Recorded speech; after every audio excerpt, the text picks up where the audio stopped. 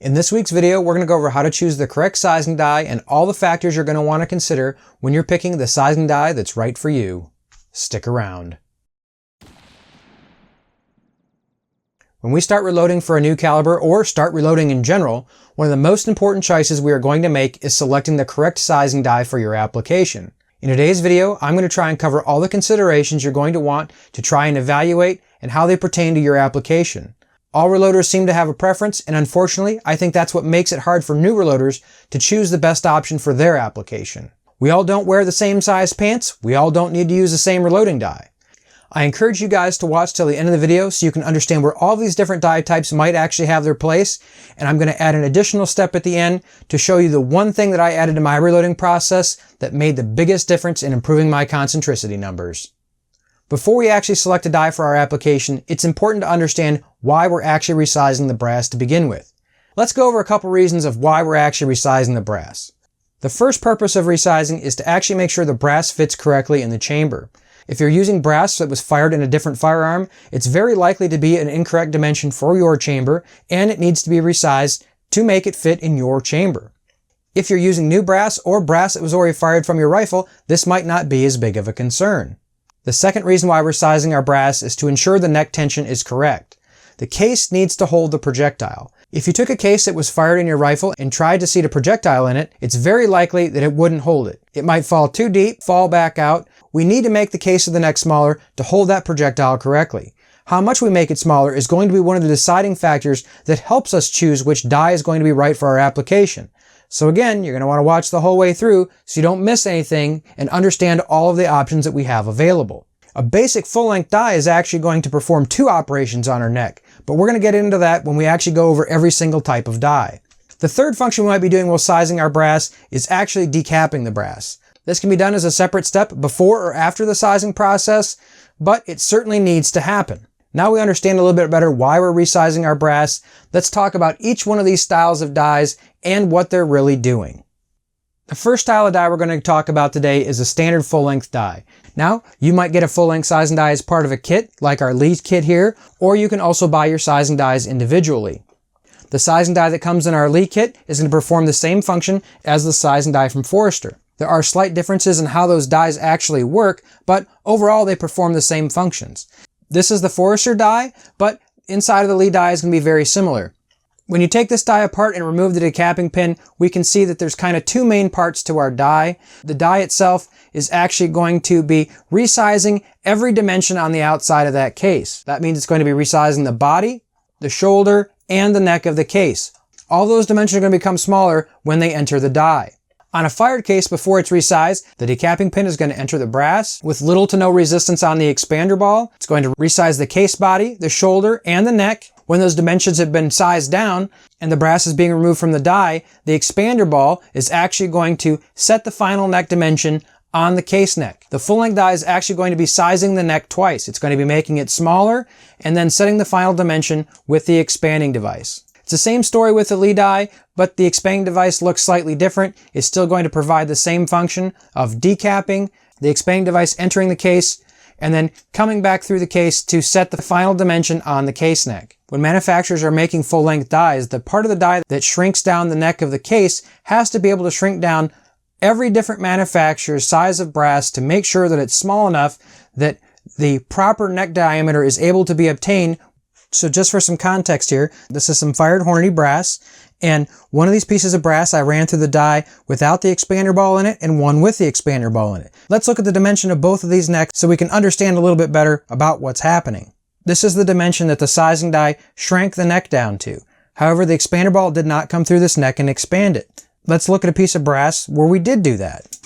So the best I can show you to make sure we have neck tension on a .264 bullet, the expander ball's dimension is .2625, which is going to give us somewhere in the ballpark of 1/1000th of neck tension.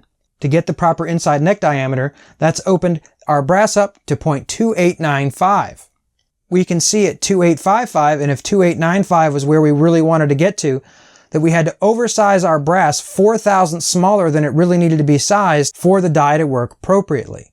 Every full-length die manufacturer has to do something similar to this to account for different neck thicknesses in different manufacturers of brass, and lot-to-lot variation as well. The next style of die we want to talk about is a small base die.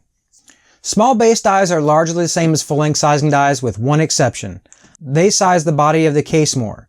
These might be the style of dies you want to consider if you're reloading for an autoloader, or I have read possibly for a lever action as well.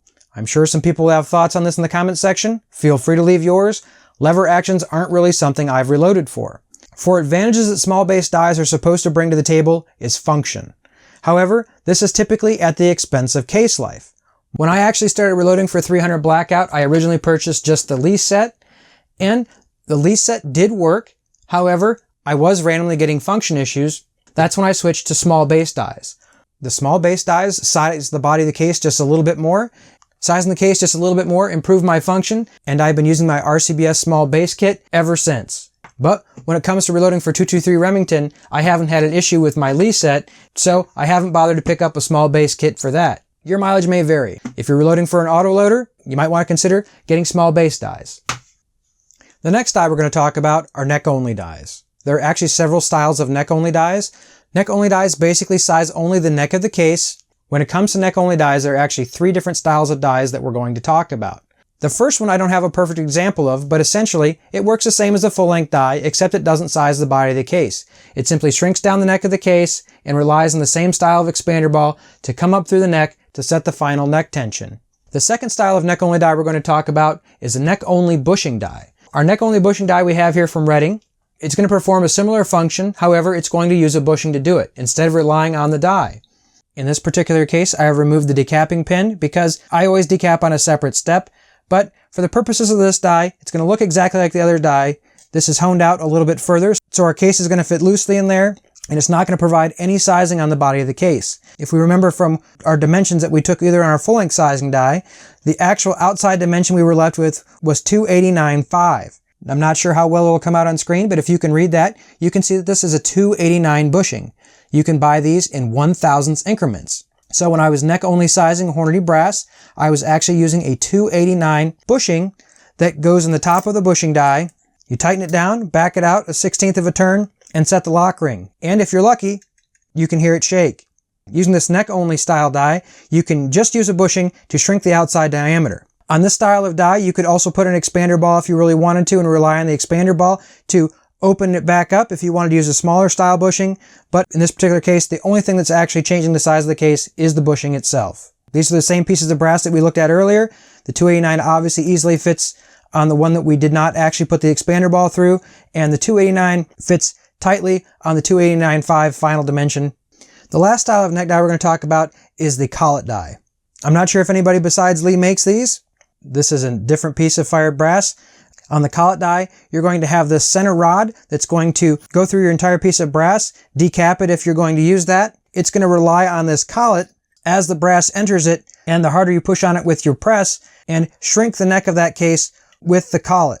There's a couple more pieces to it, but this is a very popular way to neck size. If we remove the pin, we can see that the most our collet's going to size that brass down is to have our inner dimension at 2615. So essentially 2.5 of neck tension, but there's always going to be a little bit of spring back, but you're going to control that by how much force you apply with your press, and which is going to mean how far you have this die down in your press, how hard your press pushes up on that to actually resize your brass. That's the other style of neck sizing die.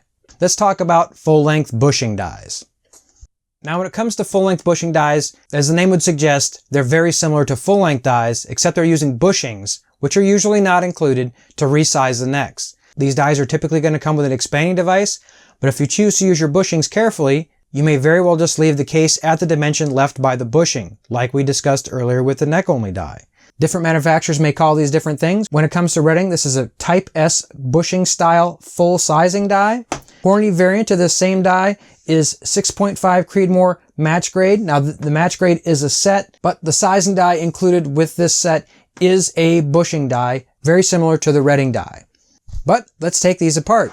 There is an expander ball, though it looks slightly different than some of our other dies. We can easily see before we've shrank the neck down that that will easily be inserted into a fired piece of brass. Our die is shipped with no bushing inside of it, and so we'll need to buy appropriate size bushings for our die. Now this is a 290. What we showed you before was a 289. So we could easily take the bushing out of our neck only die, put it into our full length sizing die.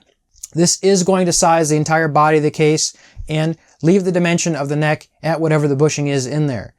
So just like the name suggests, going to basically do the same function as our standard full-length die. We're just going to work our brass less by using the bushing instead of smashing the neck down too much and pulling that expander ball back through. Another benefit of doing this, though I don't want to dig too deep into the subject, is typically you're going to get better concentricity out of a bushing than you are out of an expander ball pulling back through there, just because the base is going to be better supported in with that bushing loose inside the die. It's going to allow that bushing to self-center on the brass and hopefully give you less run out.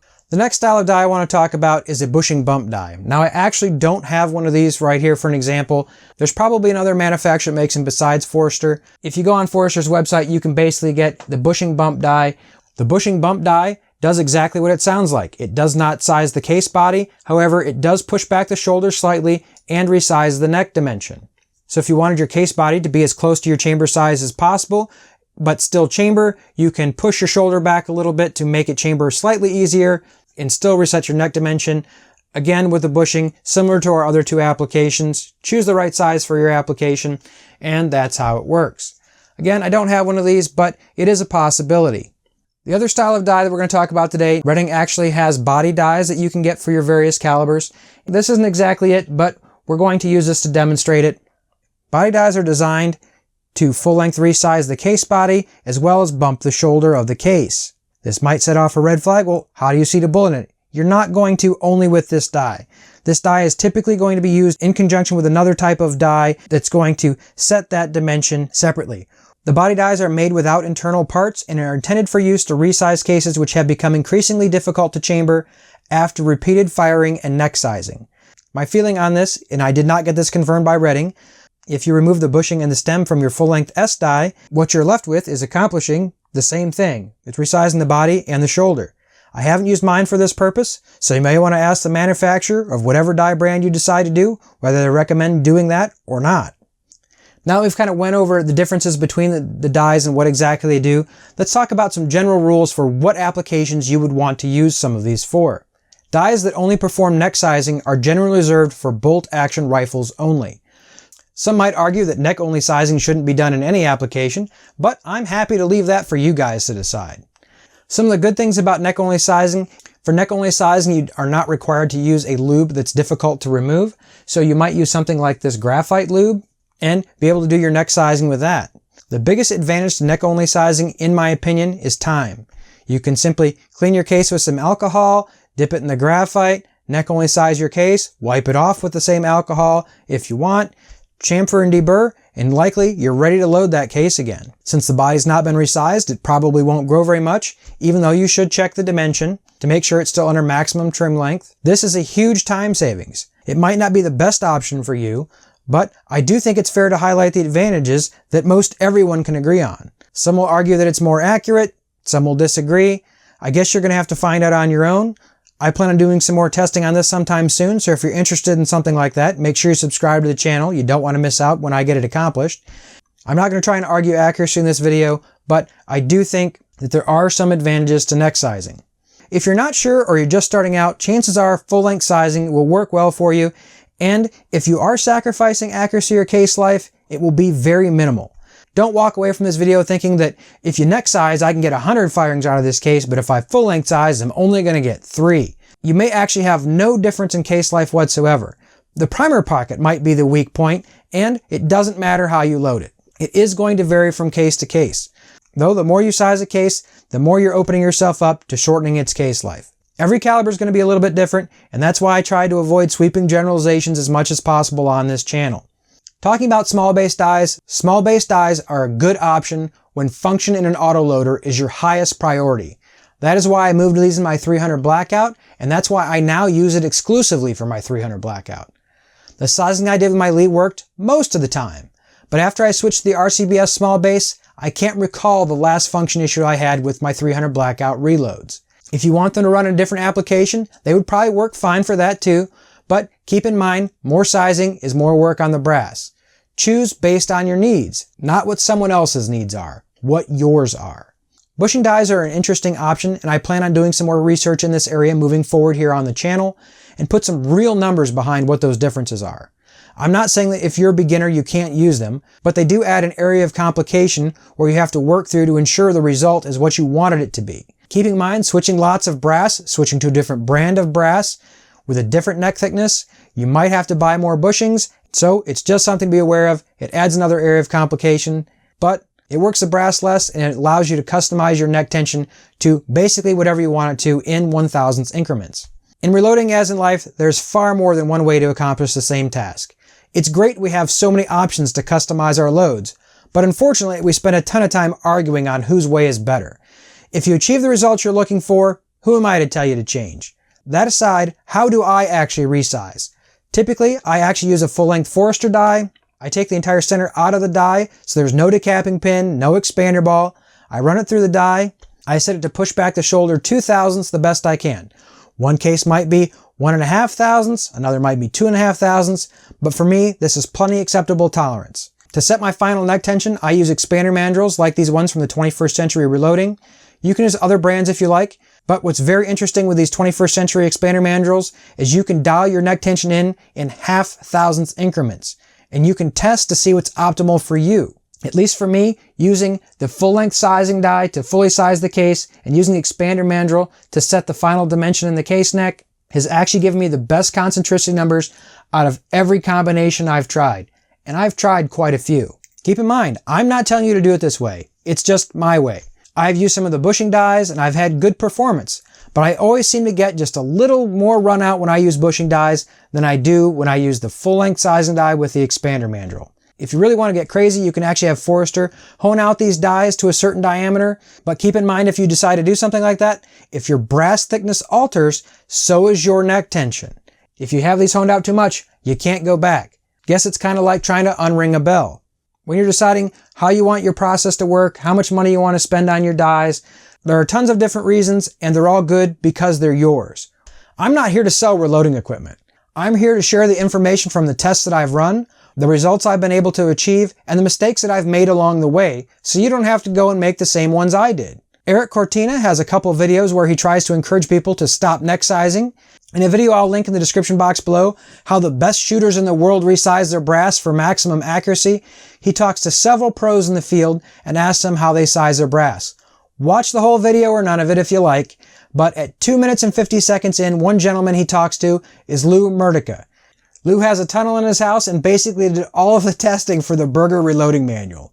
He says some interesting things about pressure and sizing. For those of you that may be interested, you might want to check it out. If you want to see how some of the sizing dies compared specifically in 6.5 Creedmoor, I've got a video I'll link to that you guys can check out. Here's another video that YouTube thinks you're going to enjoy. If you like the video, make sure you subscribe, turn the bell icon on so you know when I publish next week's video.